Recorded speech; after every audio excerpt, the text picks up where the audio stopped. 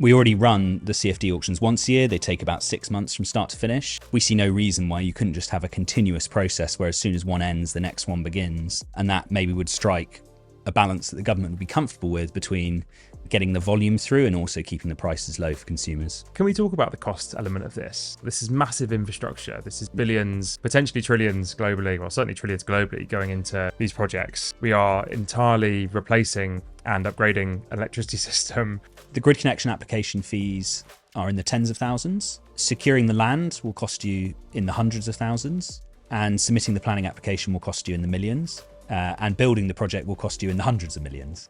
The policy on strategic spatial energy planning is not currently well developed within the government, and that needs to be developed in the context of the government's new clean power mission. Connections queue as of June is around 700 gigawatts. I think the figure is that we're not going to need more than 200 of that, for we need rules that require developers to progress or to get out of the queue. Welcome back to Transmission. Today we're back with another instalment of our mini-series exploring the challenges facing the new government. In this episode, Ed Porter is joined by Ed Birkett, new project director for the UK development team at Low Carbon. Over the conversation, Ed discusses the current challenges with grid connections, how changes in the contracts for difference auctions could help us reach net zero targets, and the current state of the grid connection queue and what could be done to improve the system. As always, if you're enjoying the podcast, please hit subscribe so you never miss an episode. And don't forget to give us a rating wherever you listen. Let's jump in.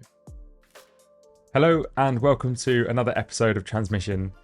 Very excited today to be joined by Ed Birkett from Low Carbon. Welcome, Ed. Hi Ed, thanks for having me. Very good. I can see that can be quite confusing for our listeners. So today we are going to do another podcast in our mini-series going through some of the challenges that exist for the Labour government, but hopefully digging into some of the kind of practicalities of how they might be able to achieve some of the goals that they have around doubling, tripling and quadrupling various forms of renewables in the space. So without any kind of further ado, it would be great to get a bit more context on yourself and also Low Carbon. Great. So thanks for having me, Ed. So I'm Ed Birkett. I'm a director in Low Carbon's UK development team, and I focus on all things grid in the pre-construction phase. And then I have a separate team led by a colleague of mine that takes the grid connections through the delivery phase and into operations.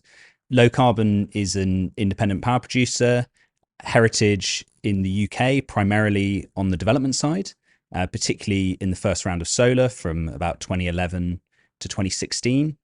We did some batteries as well in the period about 2015 to 2019, standalone batteries, including in the EFR, Enhanced Frequency Response, those were original auctions. Vitol Low Carbon, right? VLC. Yes, so there was a joint venture there Okay. to fund the construction of those batteries. And then subsequently, Low Carbon has really expanded now into different geographies and also into different parts of the development cycle. So we're now involved in building, owning and operating assets as well as developing them. Okay. And you've recently been in the news as well with some large solar sites coming through.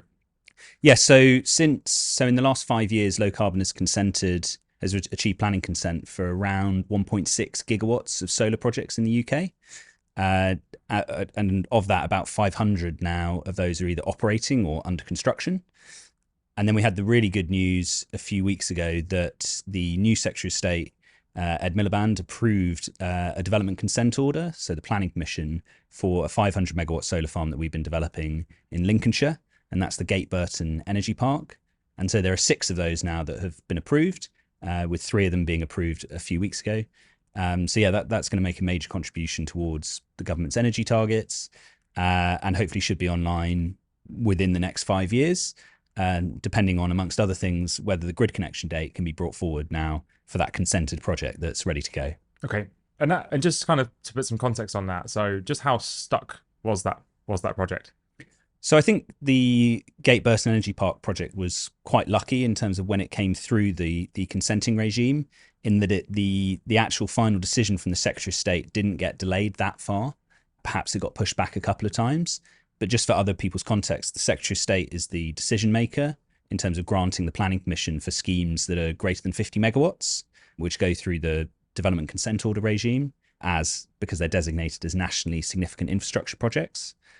And that nationally significant process is a bit different to what you would have normally, where you put your project and it goes to the council and then the local authority, and the local authority decides. It has that political decision maker, and that means it can be more, those decisions can get held up, for example, by things like elections, and also the Secretary of State has the right to push back those decisions. We were quite lucky, really. We probably only got pushed back a few months, but there were other projects that had been pushed back repeatedly and that were then granted permission when the new government came in very swiftly. What we want to see going forward is that as projects get through the system and through that quite onerous planning system in terms of the nationally significant infrastructure projects, we want to see them then having a swift decision from the Secretary of State so that we can get on and build them. And I suppose the other part of this is, as you say, once you've then got that decision, you mentioned 5 years for that project to come through. That feels kind of odd in some ways, in that a lot of the reports we've seen in the marketplace say, well, there are potentially something like 2 terawatts of solar panels that might be manufactured, maybe not deployed, but maybe manufactured over the next year. It feels like we've got solar panels everywhere. How come it's going to take 5 years to come into action? Yeah, I mean, so these projects do take a long time to build. They are very, very big projects, and they do require equipment that is on quite long lead times. The solar panels are probably not the long lead time item right now, particularly given the state of the panel manufacturing market. But things like ordering supergrid transformers. So these sites will require their 400 kV connections, so connected directly to the transmission network. And that requires high voltage cabling. It requires these supergrid transformers. And a lot of these now are on very long lead times, maybe even 3 years. So even without the grid connection delays, it might take 2 or 3 years to get these projects connected after the point where you've been given planning consent. But now you've got the grid connection delays as well. And what we're hoping is that through the connection reforms, those projects that are ready can get connected. One other thing I'd highlight as well is the contracts for difference auctions. So in the UK, the vast majority of renewable energy projects that are brought into operation do have a 15-year CFD contract with the government. And those auctions are only run annually. So the earliest opportunity for a project that was consented recently, like Gateburst Energy Park, to receive a CFD is Q4 2025. So we think there's a case for the government to look at running those CFD auctions twice a year. The government has very ambitious targets for what it wants to achieve by 2030. And if you were to bring those CFD auctions and make them twice a year, then that would just allow a lot more projects to come through the system and a lot more projects to get built more quickly. Yeah, we had Merlin on a few weeks ago, and he was suggesting that the auctions are great for price discovery, but much like you can buy anything off Amazon, maybe, having like a buy it now price. So if you're in between auctions, then potentially the ability to bring forward projects at a certain price might get more volume through. Potentially an interesting idea, perhaps similar to your sort of 2 auctions per year structure. Yeah, I mean, I think, as developers, you always would like the option to get a guaranteed price and go whenever you're ready. Balanced against that is the value for money consideration. We already run the CFD auctions once a year. They take about 6 months from start to finish. We see no reason why you couldn't just have a continuous process where as soon as one ends, the next one begins. And that maybe would strike a balance that the government would be comfortable with between getting the volume through and also keeping the prices low for consumers. Okay. And one thing you mentioned in there is kind of the supergrid transformers. And I think maybe for energy folk, they tend to be the thing that you sometimes see a picture of. More or less everything else that goes onto a site generally fits into a container, and so goes in sort of nice containers, arrives at site, someone unpacks it and installs it. But the supergrid transformers, they often generally quite bulky pieces of kit, and so you generally see them on a barge or being lifted in somewhere. So always a good photo. So when you do get them on site, definitely take a photo, get that sent round. We'll make sure we share it from the Modo side too. And maybe just a strategy, as kind of a strategy question, right? So Gate Burton, 500 megawatts. Is that very much where the market's going? So, do you want to kind of make sure that all of your projects are in that type of scale in terms of UK and also abroad? Or are you kind of looking at a range of sites down to like the 10, 20 megawatts? So there are definitely some economies of scale as you get into these bigger projects, particularly around the installation of the actual solar farm itself. But in a way, there is a certain, these are modular systems. So there is a certain point beyond which you don't get that much further reduction. Really, there's a couple of things that have been driving the sizes of projects. One of them is the planning regime. So you have to stay below 50 megawatts if you want to go through the local authority system, Town and Country Planning Act. Or if you're over 50 megawatts, you're into the national planning system for the nationally significant infrastructure projects, or the DCOs. Now that DCO process is quite onerous, and so if you're going to go through that, you want to go big.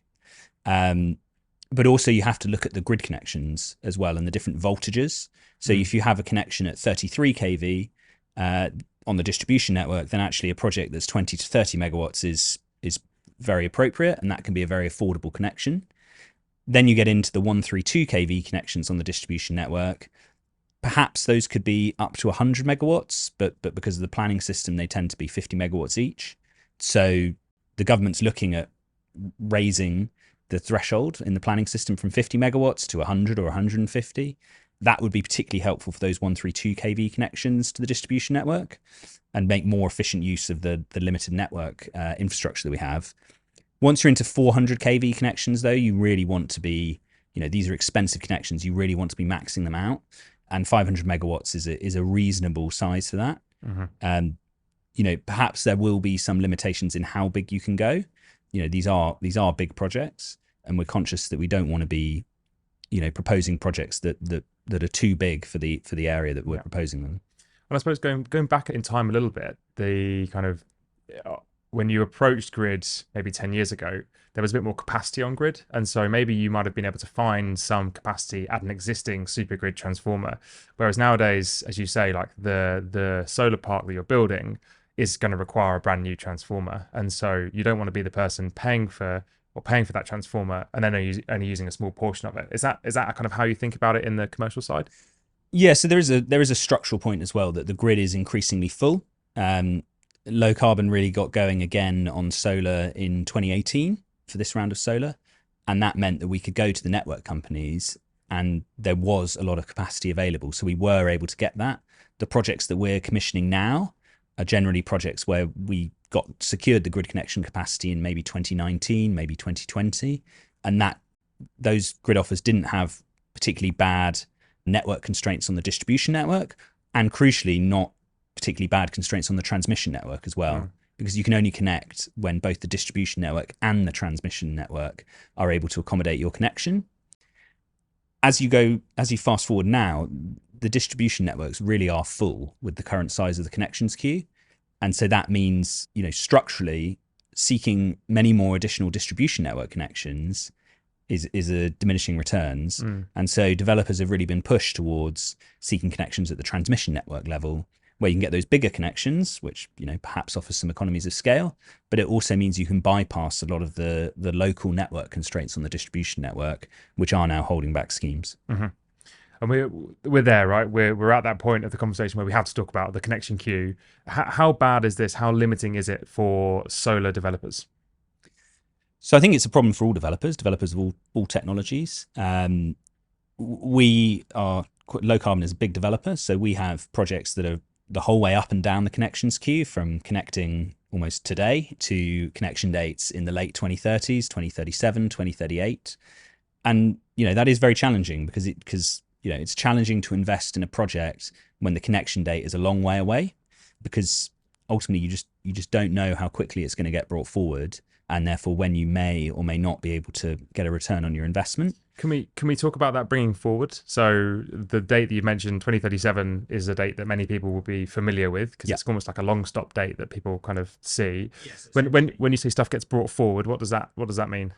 Yeah, so that 2037 date is essentially saying whatever network assets are required, they can be built by 2037, because it takes 13 or 14 years for the transmission companies to build whatever those assets are. And we think there is substantial ability to bring projects forward. We would hope that a lot of those projects can be brought forward towards 2030, perhaps slightly after, and that would align with a lot of the new government's targets. But that is going to require a thinning out of the queue and prioritizing those viable projects that are actually making sustained and serious progress towards energization. And that's just not the way the grid queue rules have worked at the moment. The grid queue rules at the moment mean that almost anyone can turn up, secure many gigawatts of capacity, and do nothing for years. and see if they can maybe sell those grid offers to someone, or just sit on them, and then maybe come back later. And that type of capacity hoarding is a real problem. And the new grid code rules, the grid queue rules that the ESO is proposing, will go a long way to thinning out the connections queue. And just to give some context to that, how big is the connection queue at the moment? So the connections queue as of June is around 700 gigawatts of projects across transmission and distribution. I think the figure is that we're not going to need more than 200 of that across all different technologies in the long term. So, potentially out to 2050. So we are now in a point where if all projects did progress, then a lot of those projects at the back of the queue are not needed. Our view is that there are a lot of projects that are in the queue that are not progressing and are not developable. So, maybe you've got a solar farm that's in a hilly or even mountainous region. That project is very unlikely to progress. And therefore, we need rules that require developers to progress or to get out of the queue. Then we'll see whether or not that solar farm in that hilly or mountainous area will be developed. We think it won't be. And then it would drop out the queue and allow other developers the chance to progress. And just to kind of put some numbers on that. So if you get a project accelerated, what does that look like? Does it get accelerated by a year, 10 years? What does that process look like?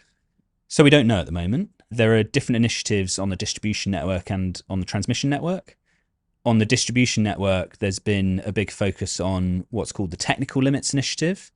And the idea there is that the key constraint point is at the interface substations between the transmission network and the distribution network. Those are the grid supply points, or the GSPs.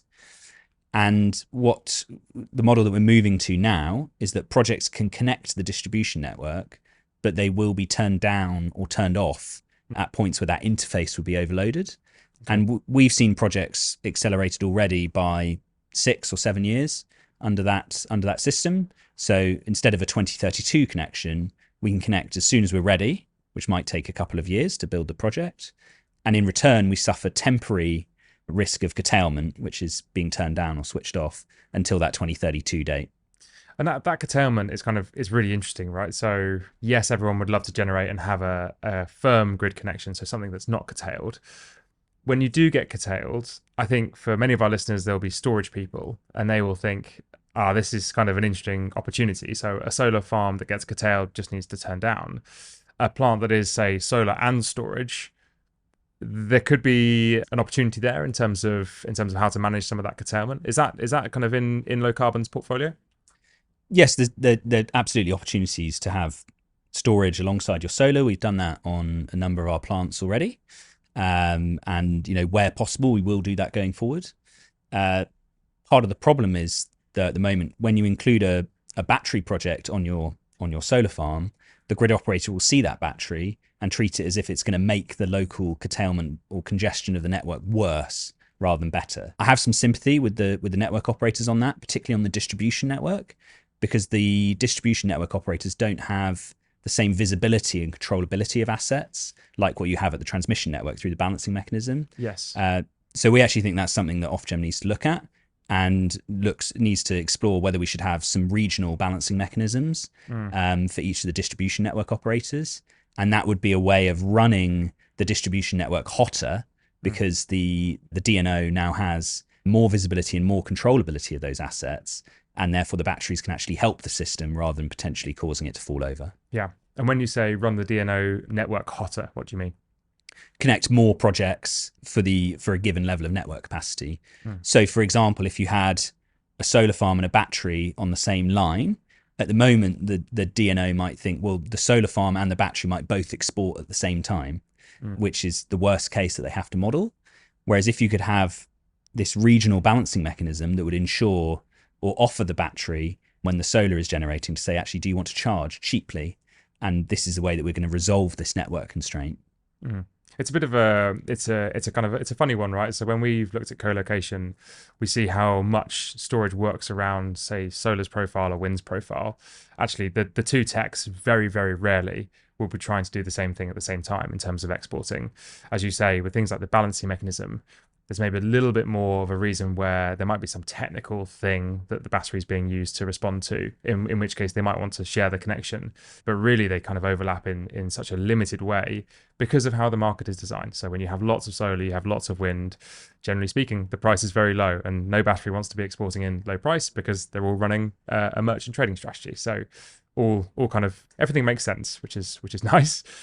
Yeah, and just to come back on that. So I think if you look at markets like California now that are further along this journey of having more solar, you do see those batteries playing that role where they're buying low and selling high, performing that arbitrage strategy. And maybe at the moment, the batteries, there's more of a mix between providing these network services and conducting this arbitrage strategy. But going forward, absolutely, we see that as something that's going to be happening. And we need to make sure that the network can recognize that and actually the network can be controlled so it remains within safe limits, even when you have lots of storage and lots of solar, and that you actually do get that coordination and there's no risk that parts of the network will become overloaded. And I suppose you're also looking at other markets too, right? So outside of the UK, where has this been done well in terms of managing the connection process? So I think the connections queue is a challenge in almost every single market, right? What developers and investors are seeing is that there need to be a lot of renewable energy projects in particular that are built, and therefore, hopefully there's going to be some return on investment to be made. And developers are also seeing that you cannot develop a project unless you have a grid connection. So developers are really going after those grid connections, which is the logical response when you see that happening. I think the situation in Ireland has been interesting. It's something that I've personally experienced, where there was an absolutely massive connections queue. And then there've been various rounds of reform where the regulator has prioritized certain types of projects for grid connections. So initially it was based on who had secured planning permission. Then there were different rounds for offshore wind, different rounds for battery, things like that. That kind of system of prioritizing certain different technologies, we think potentially has merit, but it also makes us concerned as a developer, particularly if the rules are uncertain and it's not clear, what the prioritization process is going to be. So we almost see that as the last resort rather than the first resort. We think the first resort has to be introducing tough milestones on developers that say to them, you must be seriously progressing this project towards energization or you will have to leave the queue. And that probably comes on to some of the reforms that are coming in Great Britain at the end of this year.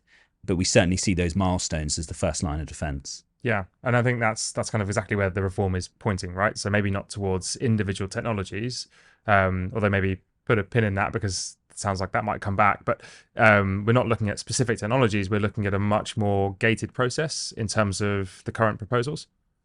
Yeah, so there's some new proposals on the table at the moment to change the grid queue connection rules, and those are modifications to the connection and use of system code, the CUSC, which is one of the codes that all of the projects on the transmission network have to be signed up to, and that governs the contractual relationship between developers and the ESO and also the transmission companies. And it also affects the distribution connected projects indirectly, because the DNOs are party to that code, and so they pass through those obligations to their customers. This is like for energy wonks. It's kind of like it's the thing that it's how the whole thing is governed, right? Yeah. So these are very much the rules that govern everything. When we get to a certain level of detail, you will almost certainly come across the CUSC and modifications to it. Yes, and these documents are incredibly long, and they're subject to quite a non-intuitive governance process. So it's open governance or industry-led governance. So any industry participant who is signed up to those codes can propose a change. So Low Carbon could propose modification to any one of those codes that we're signed up to, and it would have to go through that industry-led governance process. Now that could be quite frustrating if, for example, the regulator or the ESO wants to push through certain types of changes, because it has to go through this open process where the industry has a formal role. You form an industry working group. The industry can then propose alternatives, and those alternatives then go to Ofgem alongside the original proposal, and then Ofgem decides which one it's going to accept. So that can be quite a frustrating process, but I think it really has a lot of advantages, having been involved in a lot of these work groups for these current reforms, because you actually get the people who are affected by the rules sort of pointing out the things that they don't think will work and having the formal opportunity to propose an alternative. And then it's up to the regulator to decide. Okay. And so what are you kind of really excited about in terms of the changes that are being made in terms of actually, let's get rid of some of this 700 gigawatts, of connection queue, and let's get on with the projects that actually are going to work and go forward. Yeah, what are you excited? What's gonna make the difference? So we see so I should just wind back and say it's the ESO that is proposing these reforms, and they have raised 2 code modifications, CMP 434 and CMP 435, which people can go and read if they want. We think that those proposals have 2 main parts. The first part is that projects will be required to be making progress. Otherwise, they will effectively lose their position in the queue, and they'll be put in a pre-queue that was known as the hopper for a while. Yes. So effectively, they're in the waiting room. Yeah. And as far as the actual network modeling is concerned and the connection dates are concerned, those projects sort of don't exist, or they're right at the back of the queue. Okay. So you have your gate 1 hopper, and then you have your gate 2 queue, effectively. And what are the things that mean you're in 1 or 2? So there is going to be a gate 2 criteria, and you must have met the gate 2 criteria in order to be in gate 2. And effectively, that is you have to have secured the land for your project. Now, we think that is the right place to put the barrier. In our view, if you don't have land, you effectively don't have a project. You have a grid connection offer. It is that land that carries through the whole way through the project. You get your land, you submit your planning, you secure your planning, and then you build your project on that land. So we think land rights is absolutely critical, and projects will, if these proposals are approved, at the end of the year, the projects will lose their position in the queue if they haven't secured their land rights, which, for example, is an option to lease the land to install wind turbines, batteries, or a solar farm. Mm-hmm. National Grid ESO ran a request for information asking developers whether or not they currently meet that requirement or not, because we don't want a situation where everyone meets the requirement, because then the queue is still 700 gigawatts. 2/3 of the queue responded, so 1/3 didn't respond. Of those that did respond, half said they currently met the requirement and half said they didn't. So the ESO's conclusion is that these reforms could halve the size of the queue. We think that's possible. A lot of those projects that didn't respond may not have met the requirements. A lot of developers say that they will be able to secure their land rights by the end of the year and therefore will be able to meet the gate 2 requirement. But developers are, inherently an optimistic bunch, and we'll have to see whether or not that is the case. Okay. But we're really positive about that part of the reform, which says you have to be moving forward quickly. There's additional bits as well that we think make the reform even stronger in that regard.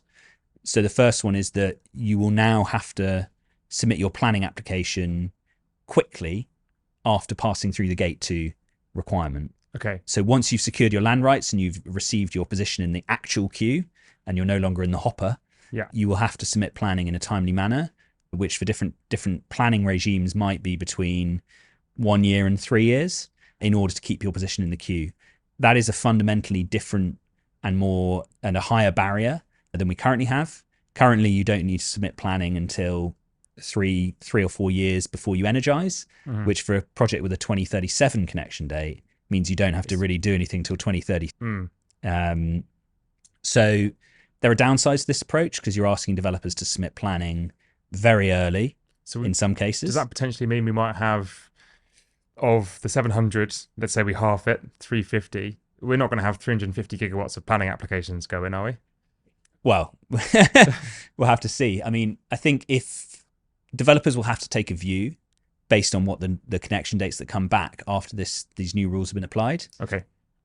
If their view is that their project is still at 2037 and there's no prospect of it being brought forward, that developer will have to decide, do I want to spend millions of pounds on a planning application, or actually do I take the view that the market is oversubscribed and maybe I should come back in a few years' time and leave the queue for now? Can we talk about the cost element of this? Because we kind of haven't really touched on it up until now. This is massive infrastructure. This is billions, potentially trillions globally, well, certainly trillions globally going into these projects. We are entirely replacing and upgrading an electricity system. How much are people having to pay to kind of go through stage 1, stage 2, is this costing developers a huge amount of money, or is this quite light? Well, so I could probably talk mainly for solar projects. The grid connection application fees are in the tens of thousands. Securing the land will cost you in the hundreds of thousands, and submitting the planning application will cost you in the millions.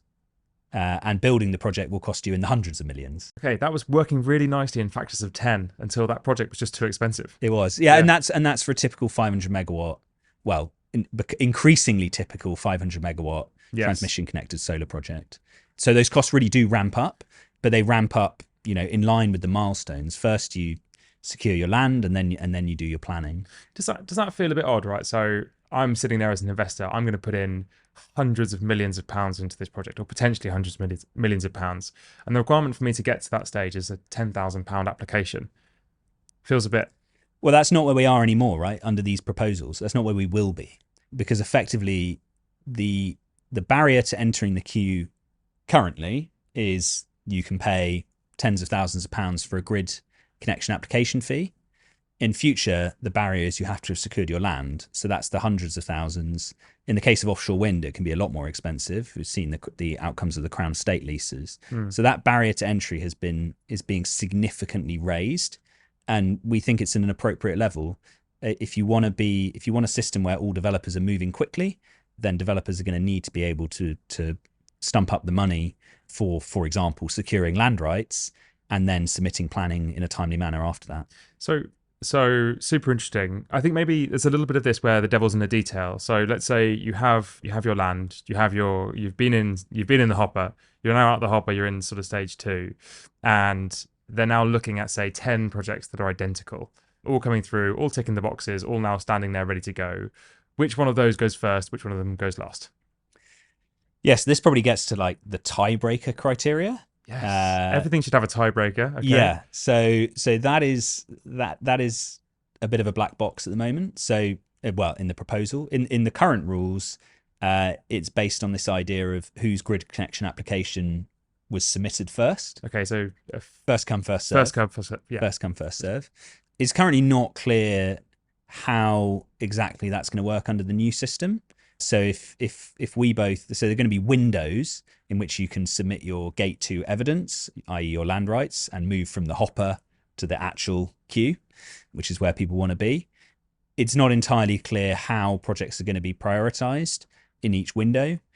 And there's also a much deeper uncertainty actually around how projects are going to be prioritized. Mm-hmm. So if I just step back, I said that the ESO's proposals in our view have 2 parts. The first one is ensuring these milestones are tough and projects are moving forward. The second one is that the ESO is seeking powers to prioritize certain projects in the queue. And that's the bit that makes us more nervous. The first part around milestones, that's very objective. It's very clear what everyone needs to do. And as a developer or as an investor, you can take a view as to how likely it is that you'll get accelerated. All you have to do is look at the projects that are ahead of you in the queue and take a view on whether or not those are good projects. That's not entirely simple, but at least there's a very clear criteria there. If the proposals go through as is, the ESO will have the power, with Ofgem's approval, to prioritise certain types of projects in the connections queue. And they publish very few details about what those rules will be and how they'll work in practice. They're actually not part of the rule change, the code modification that's going through. They're going to be housed in separate methodology documents. Is there any guidance to how or what they might be optimizing for? Not really at the moment. If you read the work group consultation on these rule changes, there are lots of ideas about how this can be done. There were separate earlier publications from the ESO as part of their connections reform about how this could be done. The real worry for us is that as a developer, as an investor, you want projects that can be connected quickly, and you want to invest now in your project in the hope and expectation that will be brought forward using a very clear set of rules. So we could invest today in a project on the basis that it will be brought forward. If we now have some very uncertain methodologies that we don't know what they are and we don't know how they're going to operate in practice, the logical thing for a developer to do is to secure their land and then do nothing. And we would have to wait until September or October next year to see how the rules work in practice in the first round of this new process, which basically means a year of investment hiatus. at exactly the wrong time for the new government's goals around its clean power mission. So we think the ESO really needs to, think again on this. Definitely bring forward these part one reforms around milestones, which we think are going to be very powerful. And we think that the land rights request for information that the ESO has issued demonstrates that these will be very powerful. But on the part two, prioritizing different projects in the queue, there's just too much uncertainty at the moment. And there's probably not enough time to come up with a credible process before the end of the year. So we think that should be stripped out, and then it should be brought forward next year as a subsequent rule change once the ESO has done the work and can tell the industry how these rules are going to work. Okay. So maybe there are two kind of really interesting parts of that. First one, Labour's sort of objective for clean power by 2030. How realistic do you think that is with this connection reform? Well, so if you just look at the 2030 goal as a whole, it's clear that we can build a lot more renewables in that time frame. We are starting to bump up against the project lead times for if you're developing a brand new offshore wind farm, for example, from today. Is it realistic suggesting be connected by 2030? Maybe, maybe not. But certainly there's a lot of in-flight projects that can deliver. And certainly something like solar and onshore wind and batteries can be deployed very quickly and contribute to that goal. Are we going to be in a situation where none of the gas power plants are running in 2030? I don't think so. No. I don't think the government thinks so either. And in the discussion around the clean power mission, there is a recognition that there needs to be a strategic reserve of gas-fired power stations. So whether or not the goal is met will really depend on largely what that definition of strategic reserve is, and therefore how much gas, is this a 90% target, a 95% target, or a 99% target? And quite, what does clean mean? So, in the context of being 600 grams of CO2 per kilowatt hour, maybe 10 years ago, if you're now at 19 or 20 or 25 that we occasionally see on the grid these days, like relatively, that's extremely clean, but maybe not zero, but perhaps there's some nuance in the wording of it. Yeah, and I think it's going to be important for the industry to have a clear steer on what that target actually means in practice, because the reality is at the moment we can build a lot of renewables, and we absolutely should do, but we also need to make sure that we have those gas-fired power stations there if we need them. And if there is the wrong signal sent to those operators, then there's a risk of increasing costs later. I saw the results of the PJM capacity market in the last couple of days that were very, very high prices in that capacity market. I don't know the details of that, but certainly you could foresee a situation like that in GB if we have the wrong signal being sent to those operators of those power stations, which, although they are not clean or net zero aligned, they do play a very important role in the electricity sector, and certainly will be doing so as well as we approach 2030. And I think this kind of comes back to something you were saying earlier, that if you've got projects that are in flight, to get them to go slightly quicker is kind of doable. If you run a capacity auction and you now need to start getting projects that aren't yet in flight, or actually they're quite a long way behind, and you need to get them to deliver very, very quickly, it's going to cost a lot of money to get there. And so you kind of get these kind of can be very high sort of outcomes within certain capacity markets or auction processes. Okay, super interesting. I just want to go back to one thing around almost like the spatial energy piece. So ESO becoming NESO, taking on more oversight of the kind of total energy picture within GB. I'm sure that links into some of the connection and this kind of prioritization of certain projects. Do you worry about what they might choose to prioritize? Yeah, so historically we've had a very market-driven system in this country, and that has led to, in some cases, some very good outcomes. We saw gas coming on quickly in the 90s. We then saw coal rolling off very quickly in the 2010s, and we've seen renewables ramping up very quickly in the last 10 years. We've also seen some bad outcomes, you could argue. We saw lots of diesel-powered gas engines coming through, making use of the triad embedded benefit, which was a sort of anachronism within the network charging methodology. And then that sort of loophole got closed quickly. So there are pros and cons of that market-based approach, but I think generally it served us pretty well. And for an investor and a developer, it's good to have very clear market rules there. There is now clearly a desire in the government and Ofgem and the ESO to have more strategic planning. Some of that, I think, is in response to the scale of the challenge. And actually, there are certain types of net zero infrastructure that would benefit from that sort of spatial planning and clustering, particularly when you look at carbon capture and storage and hydrogen clusters and things like that. But I don't think we need to throw away the market-based approach. And we need to be prudent here. We don't want the grid connections queue to just juggle all the balls in the air. No one knows what's happening with their connection dates. And then there's this investment hiatus that I was talking about earlier. We need to be prudent. The policy on strategic spatial energy planning is not currently well developed within the government. And that needs to be developed in the context of the government's new clean power mission, which any previous work now needs to be re-looked at. That work really needs to be done by the government before it can flow through the rest of the system to Ofgem, to the ESO, to the codes, and then it affects developers. It just feels like we don't have the time necessarily to do that, right? So 2024, we rerun some of these processes to go and adjust codes. We're talking 3 years before that comes into 3-4 years, maybe at a push. We've got a lot of things to deploy before 2030. I mean, we don't have that time, surely. Well, the reforms specifically to the energy network codes, like the CUSC, can be done quickly, and they can particularly be done quickly when it's clear what is being proposed. So if the ESO comes forward with a rule book and says this is the rule book, we wish to put it into the code, and these are the reasons why, then actually you can go through that process pretty quickly. You don't want to be coming forward with proposals that are hard for the industry to understand, because you will then get a lot of pushback, a lot of concerns, and the process will then be elongated. You've got to go back, I think, as well to the 2030 mission and how many of the projects that can deliver for 2030 are not currently in flight. And so there has to be a question about how much strategic spatial energy planning can contribute to that goal, and actually how much of it is about speeding up projects that are already in the queue. We know there are huge volumes of offshore wind in the queue, huge volumes of onshore wind, huge volumes of batteries, huge volumes of solar. And a lot of those projects can deliver quickly.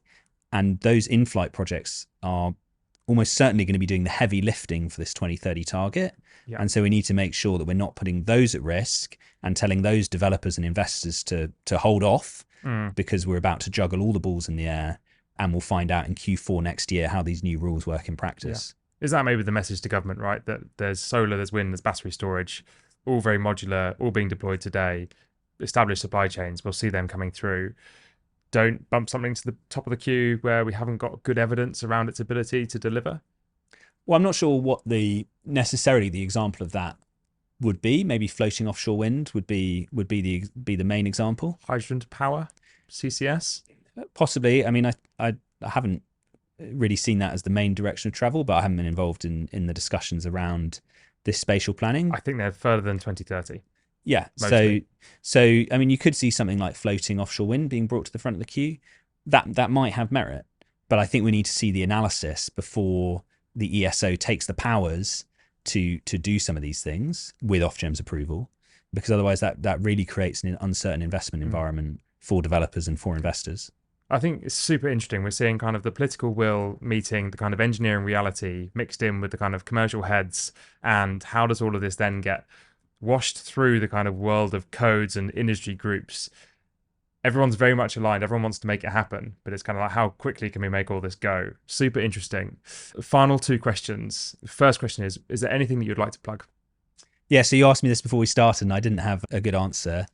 For anyone who's interested in market design, which is something that I'm very interested in, I'd recommend reading the market monitor reports for the deregulated US electricity markets. So, for example, the market monitoring report for the New York Independent System Operator, for ERCOT, and for the California ISO. I think they give a real insight into some of the challenges that power markets are facing. And so there's some really interesting ideas in there around moving to zonal capacity markets, moving to nodal capacity markets, dispatching different network services alongside the wholesale market in a central dispatch model. Just some really interesting snippets buried throughout those reports, if that takes your fancy. Absolutely. That's a great recommendation. And a contrarian view. So is there anything that you believe that the majority of the market doesn't? Yeah, so haven't sounded market opinion that widely, but one thing I'm thinking, and one thing that low carbon's thinking a lot about at the moment, is the number of new substations that have been triggered within Great Britain, particularly at the transmission network level. We're talking potentially now 100 new transmission substations have been triggered. The distribution companies are triggering new substations all the time next to their existing transmission interface, those grid supply points, and that is just going to be a huge barrier if those substations are all needed. So really what we're thinking about is how can you do more with less through things like the regional balancing mechanism that I mentioned earlier, and other ways of limiting and controlling the power flow of generators on the distribution networks. We think that actually has a real chance of working, especially alongside the queue reforms, and that actually, the vast majority of those substations will not be needed. So that's something hopefully that will happen. Yeah. But we'll find out. No, I think hugely interesting. How do we do much more with the kind of the infrastructure we've got? I think hugely important topic. So that's probably the contrarian view, really, is that the narrative that you often hear around the grid is that we just need to build more. We need to build a lot, but we also need to use what we've got a lot smarter. And in our view, there is still some serious low-hanging fruit to be picked in terms of using the existing network better. Okay. Ed, thank you very much for coming on Transmission. A huge amount of insight into how we actually get all of this done. So thank you very much, and let's have you back on again soon. Thanks, Ed. Thank you for listening to Transmission, a Modo Energy podcast. Transmission delivers conversations from industry leaders and experts exploring energy markets and the operations and technologies related to grid-scale battery energy storage. Check out our other episodes by searching Transmission wherever you get your podcasts. Check out the Energy Academy, our video crash course on how markets in Great Britain and ERCOT work, or head to modoenergy.com to see our written research. Thanks for listening.